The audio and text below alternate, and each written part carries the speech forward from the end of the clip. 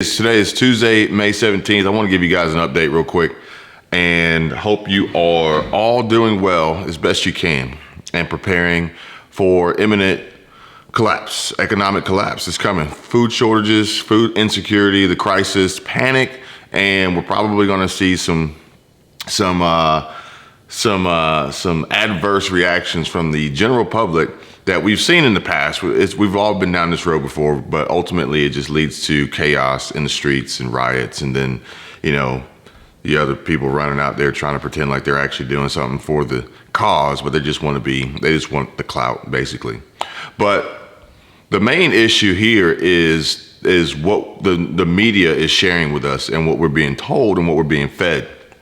And I do want to bring you guys some information on there's a homeless situation and a growing encampment in the Phoenix, Arizona area. The homeless crisis has exploded with a pocket of streets in downtown Phoenix. And tonight in a Fox 10 investigation, we kick off a series of reports on the issues and just a little bit east of the state capitol, known as the Zone. John, Christina, a near 450% increase in people camped out on the streets in this one concentrated area. What's surrounding Arizona's largest emergency shelter is tough to absorb and very concerning to property and business owners there. How did it get to this point? They call it the Zone, but apparently this is a growing homeless population, and there's like thousands of tents lining the streets of people forced out of their homes.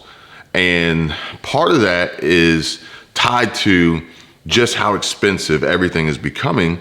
And, now additionally, the homelessness has a lot to do with mental illness and disabilities and drug addictions that kind of displace these people from normal society and away from their families. But there's also a population of people who have decided that they're going to move out of the country to specifically Mexico. It's a cheaper cost of living, lower rent. They've decided they're going to move out of their house and live in their car, live in a van, live in an RV. Basically different ways of being able to survive on lower amounts of overhead expenses, primarily rent, than the traditional methods. And it's because everything's becoming so expensive. I'll bring that to you very soon. But the reason why things are becoming expensive because of how the information is being delivered to us and our reactions as people. And when there's fear, when there's imminent shortage, when there's low supply, the demand increases and profit and greed increases as well from the corporations, which drive the prices up, which just make this compounding effect that just basically just destroys the entire economy. We do need to make money. We do need to make profits. We do need to grow. But I think at the rate that we're going right now, it's unsustainable.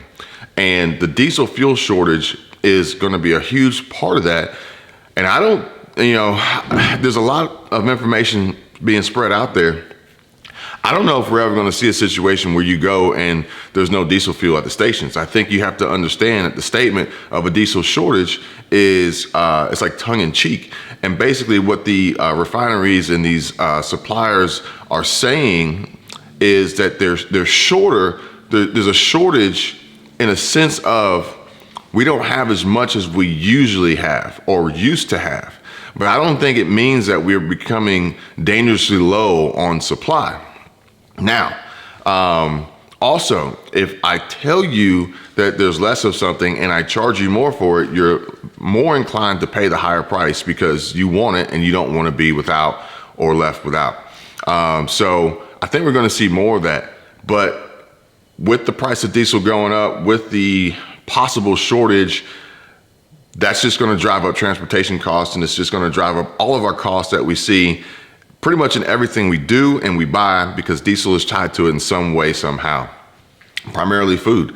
The food at the grocery stores, Walmart, Costco, Publix, wherever you shop, Kroger, Aldi, Lidl, the food has to be transported by a truck. That truck runs on diesel. The diesel price goes up, the freight cost goes up, the cost of the goods go up. The grocery store, whomever is going to put their profit margin on it. It's a percentage of the cost, and then the consumer pays a higher price. End of story. Now, on top of that,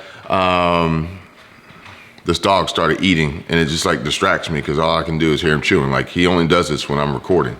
But So we're going to see a rise in that, but also the fuel itself. Some fuels get delivered by diesel trucks that aren't necessarily a part of the fuel station. So if you noticed on my video I put up yesterday, I interviewed a Love's truck driver. He drives a truck for Love's. Love's fills their own tanks.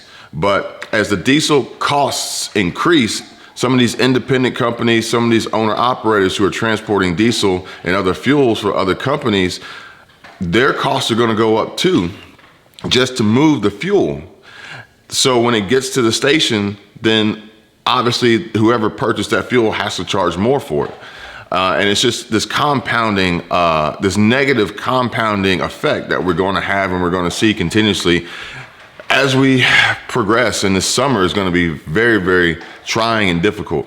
With that being said, I'm going to try to bring you guys as much information as possible to keep you informed and updated. And that includes me trying to get out a little bit more to get more of a survey beyond just Georgia, beyond just Atlanta, beyond just Florida. Now, with that being said, subscribe to the channel, like the video so I know that this is the kind of content you want me to bring to you, but also share. And we can share more, not just in the comments. I've created a Facebook group. I'll put the link in the description. Join the group, and we're gonna share as much information there as possible.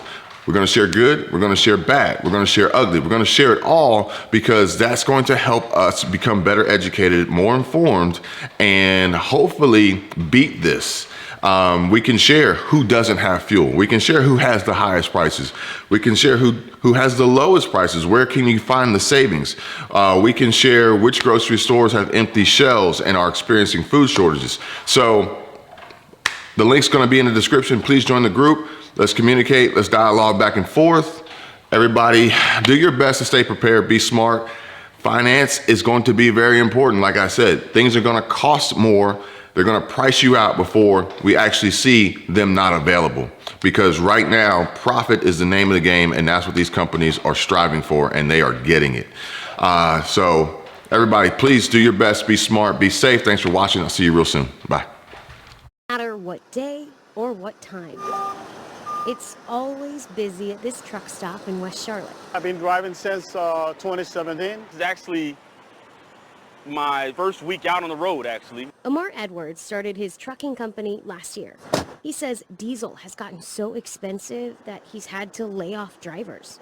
I'm heading over to Atlanta to actually pick up one of my drivers. We're going to be team driving right now. That are some of the ways that we're trying to fight the diesel prices to increase more revenue. But it's not just paying for diesel, but getting it. While the price of diesel is hitting record highs, supplies are hitting record lows. When a guy gave me that news, when I checked on the eye, it went up to 580 something, almost 590 something. So it's almost approaching $6. All along the East Coast, there's a diesel shortage, according to industry experts. There's a handful of reasons why, including refinery closures during COVID and Europe needing more diesel from the U.S. because of Russian oil bans, according to a report from Bloomberg, leaving some drivers to worry about rationing and increasing prices. I don't think so.